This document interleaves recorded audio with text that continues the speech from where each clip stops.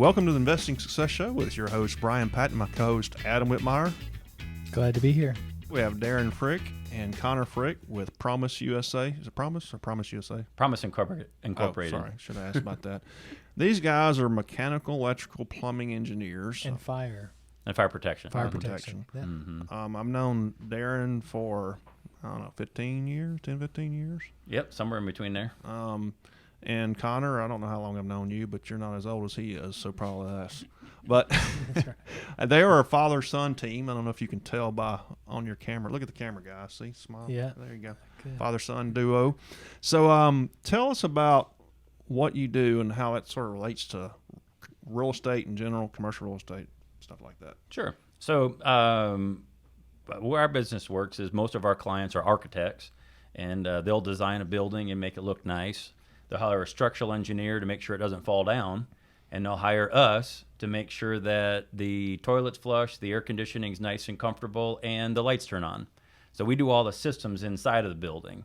And so pretty much any commercial building that is in existence in the building we're in now, if there's a light that turns on or a air conditioning outlet that blows cold or hot air, we're involved with that. Okay. So you're involved in helping to design, making sure that it's functional. Correct. Yeah. So we'll pick how big an air conditioner needs to be, how much airflow needs to come out into each room, and how big the water pipes need to be that are in the building and whatnot. And I guess one of the big pieces that come into, like, say, commercial real estate is on the tenant fit-up side. If you had a commercial office building that was a spec office that hadn't been built out for a specific tenant yet, what they'll end up doing is they'll hire an interior designer to do a space plan, and they'll create a set of floor plans for that, and then they'll bring on us to take their plans and then add in the lighting, the power outlets, or wherever the tenant might need it. So one piece of our business is tenant fit-ups. Mm-hmm. And so when the architect lays it out, then we come in after them and lay out all the air conditioning power to meet that tenant's needs, both in a retail space or a commercial office building. Very common in our industry. A couple of weeks ago, Adam, we were talking to Philip Christian, and we were talking about this tenant improvement, where, if you recall, we were talking about medical office had a $50 to $60 tenant improvement cost, and retail was $20, $25. So a lot of what that cost is involved in is what these guys do is the MEP, as we call it. Gotcha. Yep. Gotcha. It's interesting. And so you guys do the installation as well? No, we just do the design. We're pen and paper only. Got it. Okay. Right. So an electrician would take our plans, a plumber would take our plans, and an AC contractor would take our plans and build according to them. Okay, and most of your business is done in Atlanta, you said, as well as predominantly Texas? Atlanta, yeah. And then we do a lot of stuff across the country. One of our other major business focuses is automotive dealerships. And we've got a couple of dealers that we work with nationally, and so we've done stuff. Can you drop one of those names I'm thinking about? In Alabama. Oh yeah, who were we doing that one for? Julio Jones. Julio Jones. Some of our fans probably know that guy. Yep. Yeah, we just did a dealership for him in Tuscaloosa. And so because of that, so Texas is our other major market that we do a lot of work in. Okay. Coincidentally, we didn't purposely seek it out, but it's been good business for us, so we'll take it. So you've seen that business has picked up a lot Yes. lately? Mm-hmm. It's going strong? Yeah, the commercial market for us it's really going strong. It's picked up significantly. Really? And is it significantly most in the last year, 2 years, 6 months, or? I would say for us, the uptick has probably been within the last 2 years. In the last 2 years? Yeah. Yeah, well, the market's been really strong the last couple of years. There's a lot of construction going on. Yeah, anytime you start seeing cranes and earth movers out there, that's because we were involved probably just ahead of that, because we're involved on the permitting side, and then right after you go into the permitting side, you're going to go straight into construction. Interesting. And so how long have you been doing this type of business? I've been doing this business for a little over 20 years. 20 years. Yeah. And you own it with another partner. Correct. Yeah. Yep. I've just been in it for 2. But well, he says he's been in it for 2, but he's actually been in it since they started the company, because when we would be driving to Disney World on vacation, I'd be sitting there working with a laptop in the passenger seat, and so they've been alongside me through the whole business. But I can vouch that he does the stuff on vacation because That's I go right, camping with him and some other buddies sometimes, and he's like, interesting. "Put up the computer, Darin. It's time to play." That's He's a interesting. hard worker. Yeah, that sounds about like us. yeah, My kids know enough about real estate just from living with me. Osmosis. Yeah, just from vacation. so you bored them too, like I bored these Plenty guys. of times. So my son, my 9-year-old son, reminds me to this day, Dad, you said one time we were out on a Daddy Sunday, you said you're going to be on the phone for 5 minutes. Yeah, You were on the phone for 50 minutes. there's a 5 in there somewhere. And and I don't think it was that long, but he reminds me to this day. Sure. Now, a lot of your work is virtual. You don't maintain an office, which I think is pretty neat. Yeah, so we didn't originally intend to do that. Mm-hmm. Most of our clients, I said it earlier, are architects, and we're a notch down since we're basically a subcontractor to them in the design world. And when I was started in the career, I started in South Florida, and I had an architect I'd worked with for 10 years. And when I was getting ready to move out, he said, "Darin, you know what? I don't think I've been to your office since we worked together." And which is true. We always go to their office. Well, when my business partner and I started back in 2008, which obviously was a great time to start a business. Yeah. and, Sarcasm. if you're gonna start at the bottom, then starting in 2008 was a good time to start. Start at the bottom. And so that was a great time for us to get in to start. But we were talking about getting into a bricks and mortar building, and but we were going to work on our basement. So we didn't announce that we were working from home. It's kind of fake it until you make it kind of a thing. But he lived in Canton. I lived over in Cumming, and neither one of us wanted to commute. And really, the only place to do it would have been somewhere between 475 off of 285 Beltway. Yeah, that'd didn't be want to hit great. that traffic every day. So slowly, we just started to get to the idea of, you know what, this work from home it's okay. Mm-hmm. And then we ended up just making a decision. You know what, we're just going to embrace it whole hog, and said, hey, if an architect doesn't want to work with us because we don't have bricks and mortar building, then fine. And we haven't suffered a minute.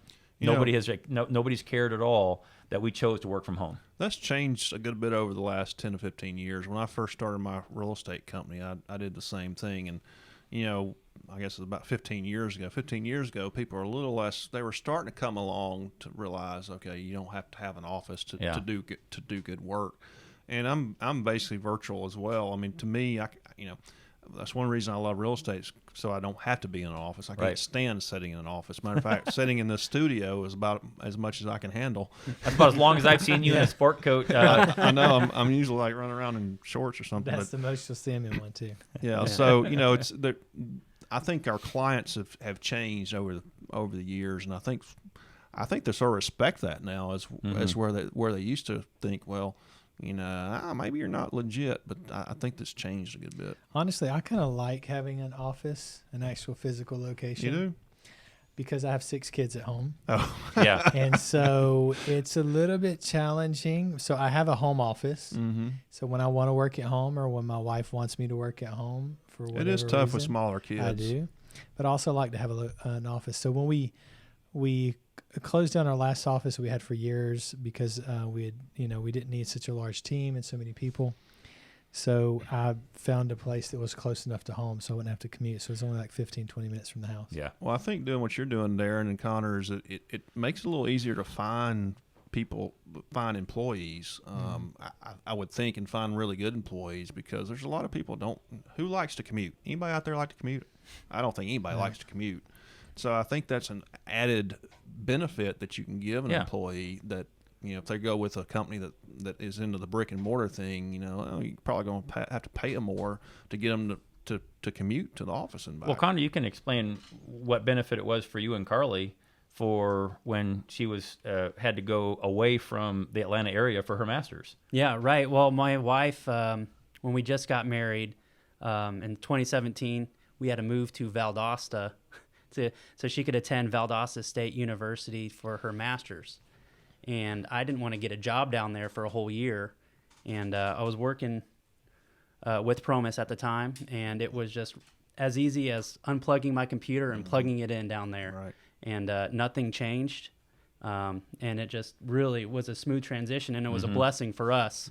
Right. Because she needed the schooling, and I have friends that are long distance married because they don't have the same opportunity that we do.